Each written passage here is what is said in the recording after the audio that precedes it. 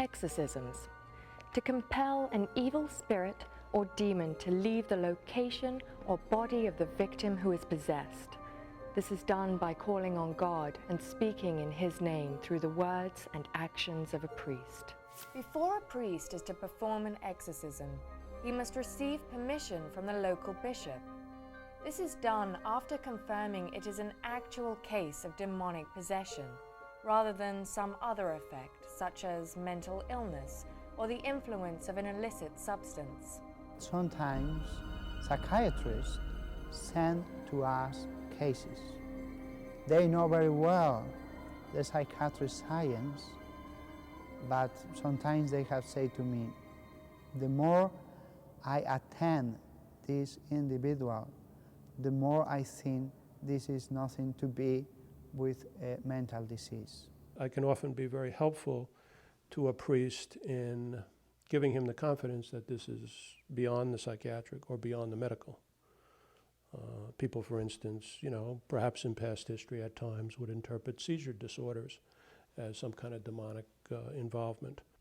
Once confirmation is given by the proper religious authority, the priest who will perform an exorcism on a location or body should first go to confession, or at the very least perform an act of contrition to remove any sin he may have before the act takes place.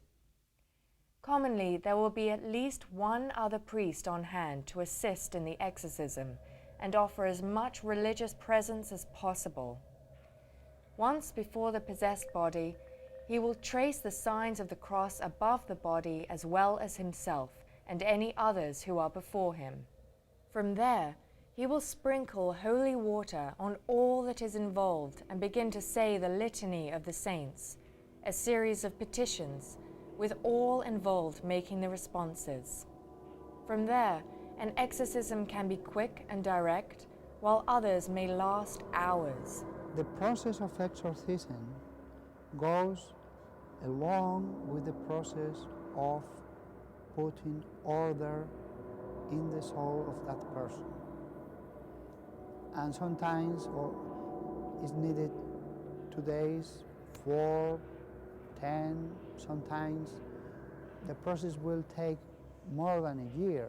There is no time limit to connect and eventually persuade the evil spirit to leave the body it has possessed. The steps a priest makes while performing an exorcism is quite formal. There is a precise order in how an exorcism is to be performed. This can be found in what is known as the Rite of Exorcism. And the solemn rite of exorcism is supposed to be authorized only to an authorized exorcist by the bishop of the diocese. This manual contains the formal procedure to perform an exorcism sanctioned by the Catholic Church, first written in 1614 under Pope Paul V. At the time when this was written, it stressed to be cautious of symptoms that may appear demonic. However, no possession is present, and the symptoms are brought on by some other medical explanation. The Rite of Exorcism's text was left untouched until 1952, but these changes focus primarily on the wording. However, with medical advances ever changing, what was once viewed as demonic possession could now be confirmed as other mental ailments. There may have been some confusion about sickness and certain dramatic psychiatric or neurological conditions. But, there's certainly enough expertise available to most priests as they're working with these cases that an experienced doctor can often give the priest involved confidence that, this is clearly beyond simply a medical or a psychiatric state. Though there is great interest in this topic and a vast demand for answers surrounding it, the Church has remained tight-lipped and secretive about exorcisms. The reasons when we return.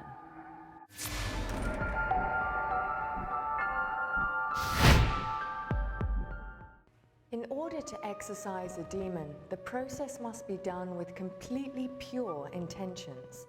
The sole purpose of an exorcism is to cast a demon out of a person's body and nothing else. If the intent is to gain fame, publicity, or to be credited as a hero, then the ritual won't work.